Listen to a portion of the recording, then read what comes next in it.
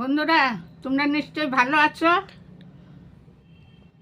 আমি বেশি ভালো না, ওই যে কোমর ব্যথা, উঠতে পারছি না, বসতে পারছি না। দেখো আজকে আমি করব কাতল মাছের ভাপা। এই যে কাতল মাছ,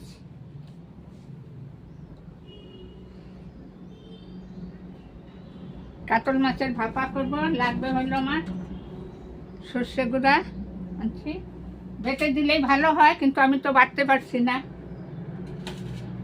আর এই যে তিলটা পেস্ট করে নিব, কাঁচা লঙ্কা দিলাম 3টা,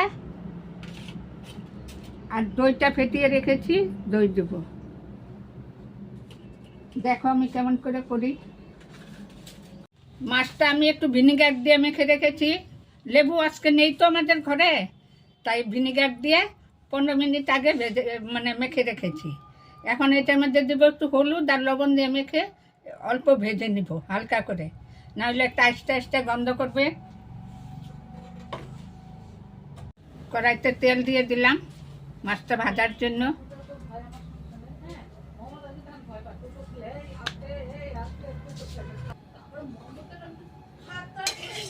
তেলটা গরম হয়ে গেছে, আমি মাছটা দিয়ে দেব।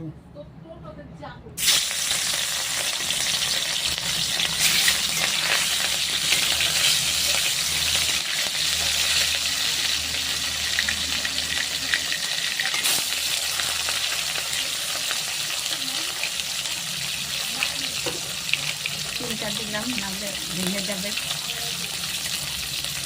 আমার মাছটা ভাজা হয়ে গেছে, হালকা করে ভেজেছি, নাহলে একটু আস্তে গন্ধ করে না ভাপে দিলে কাঁচা মাছ।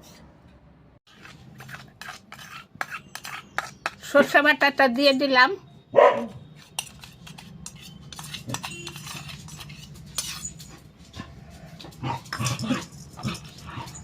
তারপরে দিলাম তিল আর কাঁচা লঙ্কা একসঙ্গে বাটা।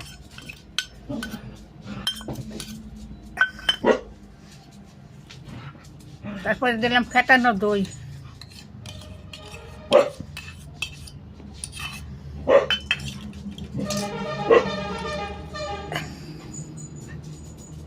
এখন দেবো অল্প হলুদ।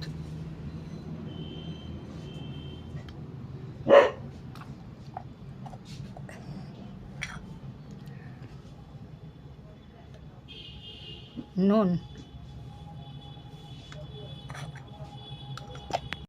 দেখো সরষের তেল দিলাম।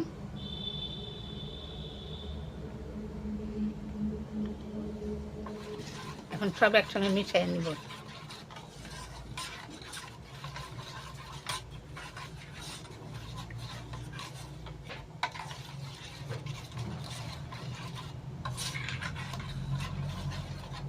এখন মাছটা দিয়ে দেবো আমি।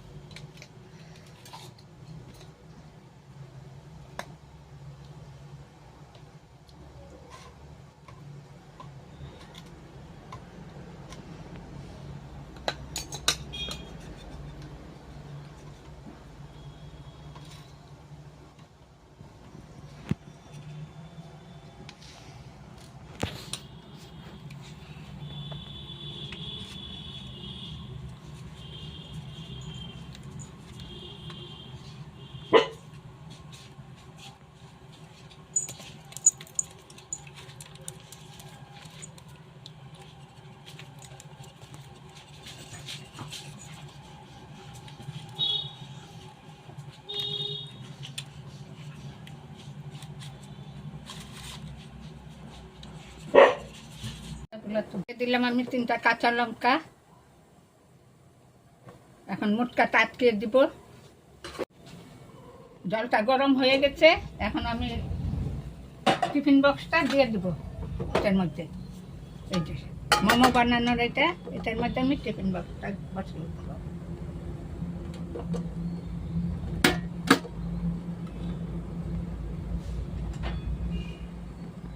আটকে দিলাম।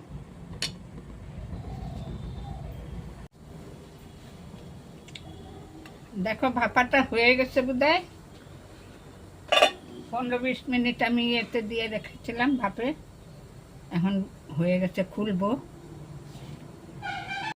এই যে দেখো কাতল মাছের ভাপা হয়ে গেছে।